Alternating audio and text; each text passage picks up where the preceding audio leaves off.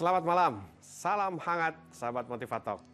Setiap orang tua pastinya ingin memiliki anak yang sehat, pintar, dan mandiri. Tapi untuk mandiri tidak bisa hanya berharap dari sisi anak saja.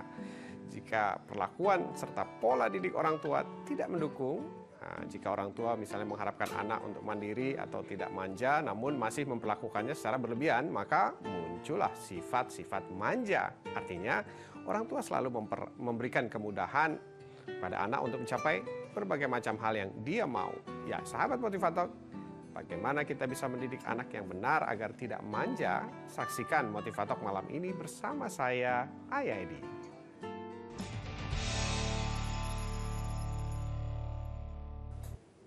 Halo, apa kabar sahabat Motivator? Senang sekali Motivator hadir kembali menemani Anda malam ini untuk menyajikan perbincangan santai yang tentunya penuh inspirasi serta motivasi bagi hidup kita. Saya Feni Rose akan menemani Anda selama 1 jam ke depan, dan dalam kesempatan ini kami juga akan membahas sebuah tema yang sangat menarik, yaitu bagaimana mendidik anak dengan cara yang maksimal tanpa membuatnya menjadi manja. Kami juga akan mengundang Anda untuk bisa berpartisipasi dengan cara menghubungi kami di 021-392-2121 atau bisa SMS ke 0812 1385-3339 dan bisa melalui Facebook kami di motivatoxin.tv @yahoo.co.id, juga Twitter kami di @motivator. Nah, sudah ada Ayah Edi di sini, pasti sudah tidak sabar ingin mendengar seperti apa sih sharing dari Ayah Edi. Selamat malam Ayah. Selamat malam, Fen. Ini temanya adalah bagaimana mendidik anak supaya nggak manja gitu ya. Sebenarnya apa sih Ayah yang dimaksud dengan belajar menyayangi tanpa memanjakan? Iya, karena banyak yang kepleset ya. Iya. Kalau menyayangi itu artinya ya apa yang dia mau kita kasih gitu kan. Ya, kalau dia kesulitan kita bantu, itu kan sebenarnya wujud sayang, bener nggak sih saya? Gitu, ya sebenarnya begini, kalau kita bicara sayang, sayang kemudian versus manja. Yang paling mudah kita melihat dari manja dulu. Yeah. Manja itu kan sebenarnya temannya adalah tidak mandiri. Ya, teman kata-katanya adalah tidak mandiri. Yeah. Nah, kemudian kenapa sih seseorang bisa manja? Nah, biasanya penyebabnya itu banyak diberikan kemudahan atau fasilitas. Seperti itu. Nah, kalau kita kaitkan antara manja dengan sayang, sayang itu sesuatu yang intangible sebenarnya ya. Jadi nggak kelihatan, nggak nyata bentuknya seperti apa. Makanya dalam satu agama dikatakan bahwa innama a'malu binniyah misalnya gitu ya. Segala sesuatu itu tergantung niat. Nah, sebenarnya sayang itu adalah niat. Ya, niat. Kemudian kita bicara pada tataran aplikasi. Nah, di aplikasi inilah seringkali kita terpleset. Nah, niatnya bagus, niatnya baik gitu, tapi sering masuk ke wilayah yang namanya memberikan kemudahan atau fasilitas. Iya. Nah, yang paling sederhana begini, contoh yang paling sederhana ya. Ada suatu ketika cerita nih, kupu-kupu itu kan awalnya dari ulat yang sedang bertapa. Iya betul. Berhibernasi. Berhibernasi ya. Dia diem gitu. Nah, kemudian pada titik tertentu setelah dia jadi kupu-kupu, itu seluruh tubuhnya ya akan menggeliat sedemikian rupa. Nah, itu sebenarnya dalam proses menggeliat seolah-olah dia sedang berjuang keras. Memang bukan seolah-olah ya, dia sedang berjuang keras untuk keluar dari kepompong itu. Nah, satu ketika ada orang yang kebetulan mengamati dan kasihan. Ya, kasihan. Akhirnya supaya dia nggak kelihatan sangat begitu beratnya keluar dari kepompong, sama orang tersebut dibantulah kepompongnya dikupas, dibuka. Akhirnya kupu-kupunya tidak menggeliat dan jatuh ke tanah, tidak bisa terbang. Sampai seterusnya dia tidak bisa terbang. Oh. Ya. Tujuan dari orang tersebut baik, sayang sama kupu-kupunya, kasihan. Supaya tidak susah-susah, supaya tidak berat dan supaya tidak menderita gitu. Persis, kira-kira seperti itu. Padahal alam semesta ini sudah menciptakan bahwa ternyata menurut para peneliti pada saat kupu-kupu menggeliat itu dia sedang mengalirkan seluruh cairan-cairan yang dibutuhkan ke dalam sendi-sendi yang ada di tubuhnya sampai ke ujung sayapnya.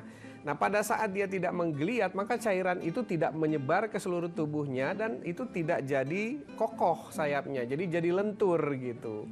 Nah, jadi sebenarnya sebuah upaya, sebuah kerja keras itu sudah rancangan alam. Nah, dari sana kita bisa menangkap pesan bahwa sebenarnya pada saat kita sayang terhadap kupu-kupu itu, tugas kita dalam sayang ini adalah bukan membantu memecahkan masalahnya kupu-kupu, tapi cukup memperhatikan apakah di sebelahnya ada kucing yang hendak untuk menggigit atau memukulnya, atau ada binatang-binatang lain yang hendak merusaknya. Jadi sebenarnya proses kasih sayang itu adalah melindungi. Jadi lebih melindungi, to protect dari sesuatu yang kira-kira bahaya, bukan membantu dia untuk lebih mudah. Jadi membantu dia dari sesuatu yang sifatnya bahaya, bukan membantu mempercepat ataupun mempermudah sebuah proses. Persis, begitu gitu kira-kira. Itulah, jadi tujuan kita ingin memberikan sayang, tapi tujuan akhirnya tentunya supaya apa sih kita tuh melahirkan anak sampai dia besar, supaya apa tujuannya? Ayo coba dipikir lagi. Dan itulah tugas kita ya, untuk membantu dia menjadi dewasa. Kita masih akan bahas lebih dalam lagi. Dan seperti biasanya juga menunggu partisipasi Anda di sini di Motivatalk di 3922121. Kami akan segera kembali. Tetaplah bersama kami di Motivatalk.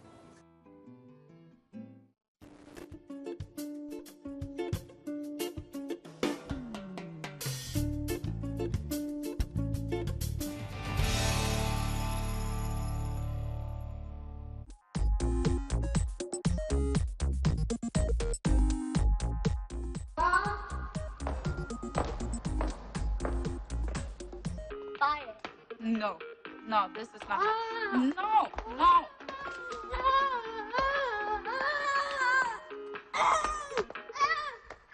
Daddy.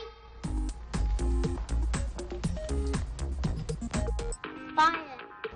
No. Daddy! Stop.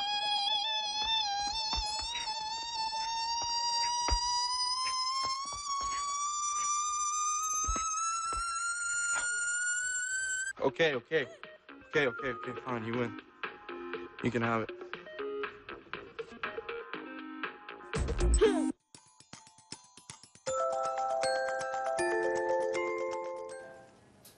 Nah itu ya, ada 1001 cara dan senjata yang dilakukan oleh anak kita sebagai ancaman supaya bisa menuruti apa kemauannya. Tapi apa sih ayah akibat yang buruk yang bisa terjadi kalau kita tuh sebagai orang tua terlalu mudah gitu, apa-apa dipermudah anaknya, apa-apa oke cerai ya you win kayak tadi tuh ya, kamu menang deh, oke dibeliin, apa-apa akhirnya dulu. Apa sih yang terburuk yang akan terjadi pada anak kita kelak? Dia akan memaksakan kehendaknya pada siapapun. Jadi orang pemaksa ya? Iya, siapapun. Kalau tidak dituruti? Dia akan mengamuk, emosional. Dia akan memaksa dengan berbagai macam cara. Dan makin tinggi usianya, ya kekerasan nanti yang dipakai. Oh gitu ya? Ya, kira-kira seperti itu. Itu awal-awalnya sebenarnya. Makanya saya menulis buku yang judulnya 37 Kebiasaan Orang Tua yang Melahirkan Perilaku Buruk. Dan tadi ya film itu salah satunya ada di poin yang saya uraikan di buku tersebut. Itu artinya dia mengalah pada anak ya. Tidak konsisten. Yang pertama dia katakan tidak. Kemudian setelah itu kamu win. Pada saat dia bilang kamu menang, dia akan gunakan cara itu lagi. Seperti itu. Jadi pada saat kita menjadi orang tua mendidik, ada teknik-teknik yang bisa menghindari seperti tadi supaya anak tidak manja. Karena manja ini ada dua persepsi ya. Pertama, manja itu adalah manja yang sifatnya disayang-sayang. That's okay kalau itu. Itu adalah kebutuhan kedekatan. Saya tidak menyebut itu manja. Tapi kalau manjanya sudah mengarah meminta segala hal dan harus dipenuhi, nah ini yang agak repot. Itu yang bisa berakibat buruk pada perkembangan karakternya di kelak kemudian setelah dewasa ya? Iya, persis. Jadi kalau misalnya terjadi seperti itu, anak ingin meminta sesuatu dan kemudian dengan gaya, itu apa yang harus kita lakukan? Baik, pertanyaannya bagus banget ini. Saya sering sekali menangani anak-anak yang seperti ini dan diantaranya dua anak saya. Gitu. Pasti ya. Iya, karena setiap anak punya instingtif seperti itu. Sebenarnya pada saat dia mengalami seperti itu, kita tidak perlu khawatir karena itu adalah semua proses yang akan dilalui oleh setiap anak. Setiap anak itu diberi dua program dalam kepalanya. Yang pertama adalah program highly order thinking, jadi berpikir tingkat tinggi. Berpikir tingkat tinggi itu artinya dia ingin mencoba trial, pegang, lempar, pakai apapun. Nah, kemudian yang kedua adalah egosentris. Egosentris itu adalah memaksakan kehendak. Nah, ternyata program egosentris ini sebenarnya udah dirancang sama Tuhan. Jadi kenapa setiap anak itu memiliki naluri memaksakan kehendak? Karena ternyata bahwa dalam proses pertumbuhannya mulai dari 0 tahun sampai 5 tahun itu sistem sarafnya sedang bertumbuh pesat.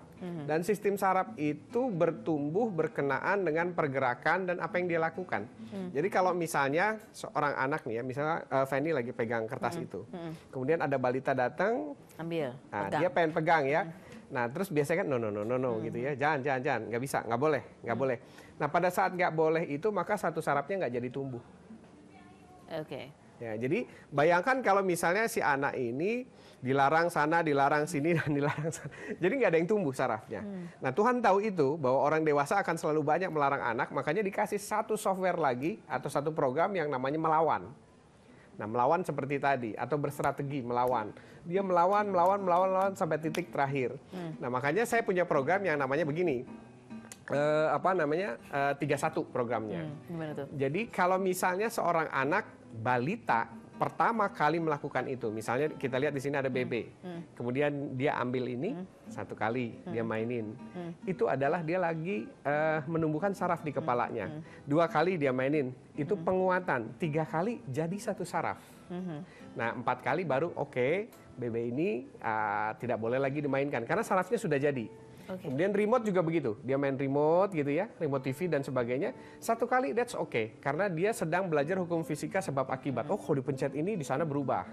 Kemudian 2 kali that's okay, itu penguatan saraf, karena saraf itu bertumbuh pakai sistem tembakan ya. Nah, kemudian ketiga jadi saraf itu, jadi 1, 2, 3 nanti rimbun itu di dalam kepala anak.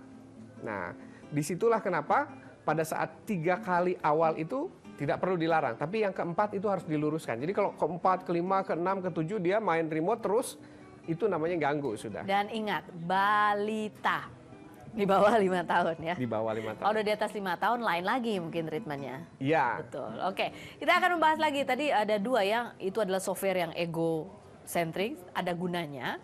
Dan yang satu lagi adalah tadi trial and error, pegang. Iya. Apa tuh namanya? Highly order thinking. HOT, Highly Order Thinking. Nah, kalau yang seperti itu, buat apa itu gunanya? Nanti kita bahas sesudah ini ya. Jangan kemana-mana sahabat Motivator, karena kami akan kembali tetap bagaimana caranya mendidik anak yang maksimal tanpa membuatnya menjadi manja. Kita akan kembali sesaat lagi.